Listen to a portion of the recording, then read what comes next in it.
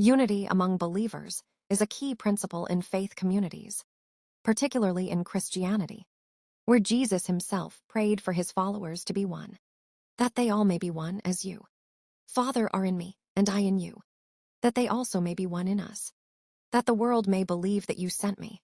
John 17:21. This unity is not just about being part of the same group. It is about being united in faith, love, purpose, and truth. Foundations of unity among believers. Unity in Christ. Believers are called to be united because they belong to the same body, the body of Christ. This unity is not based on nationality, race, or background, but on faith in Jesus Christ as Lord and Savior. 1 Corinthians 12:13. Unity in the Holy Spirit. The Holy Spirit plays a key role in bringing believers together. Ephesians 4:3-6 teaches, "Make every effort to keep the unity of the Spirit through the bond of peace. There is one body and one Spirit, just as you were called to one hope when you were called. One Lord, one faith, one baptism, one God and Father of all." Unity in love. Love is the foundation of true unity. Jesus commanded his disciples to love one another as he loved them. John 13:34-35. This love goes beyond emotions. It is sacrificial, patient, and forgiving. 1 Corinthians 13:4-7. How to maintain unity among believers. Practicing humility and servanthood. Pride and selfishness are major threats to unity. Philippians 2:3-4 instructs believers, "Do nothing out of selfish ambition or vain conceit. Rather, in humility value others above yourselves, not looking to your own interests, but each of you to the interests of the others." Avoiding division and strife. The Bible warns against division in the church. I appeal to you, brothers and sisters, in the name of our Lord Jesus Christ, that all of you agree with one another in what you say, and that there be no divisions among you, but that you be perfectly united in mind and thought. 1 Corinthians 1:10. This means, avoid gossip, jealousy, and competition. Settle conflicts with grace and forgiveness. Matthew 18:15-17. Focus on what unites believers rather than minor doctrinal disagreements. Encouraging and supporting one another. Believers must strengthen each other in faith, as instructed in Hebrews 10:24-25.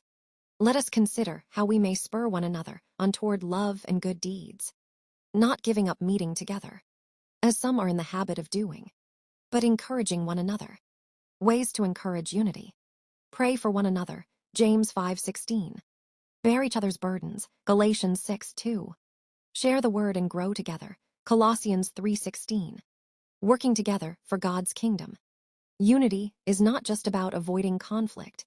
It is about actively working together to serve God's purpose.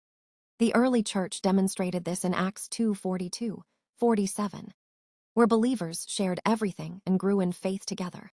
As 1 Peter 4:10-11 says, every believer has a role.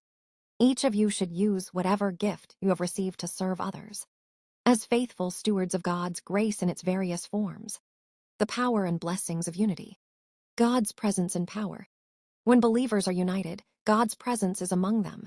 Jesus said, "For where 2 or 3 gather in my name, there am I with them." Matthew 18:20. A stronger witness to the world. Jesus said that unity among believers would be a testimony to the world.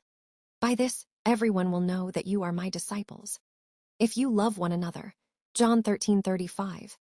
A divided church weakens its testimony, but a united church reflects God's love and truth. Blessings and spiritual growth. Psalm 133:1-3 speaks of the blessings of unity. How good and pleasant it is when God's people live together in unity. For there the Lord bestows his blessing, even life forevermore. A united church is a spiritually strong church that experiences peace, joy, and divine favor. Unity among believers is a command from God, a witness to the world, and a source of blessing. It requires love, humility, forgiveness, and a shared commitment to God's truth and mission. As Colossians 3:14 says, "Above all, clothe yourselves with love, which binds us all together in perfect unity."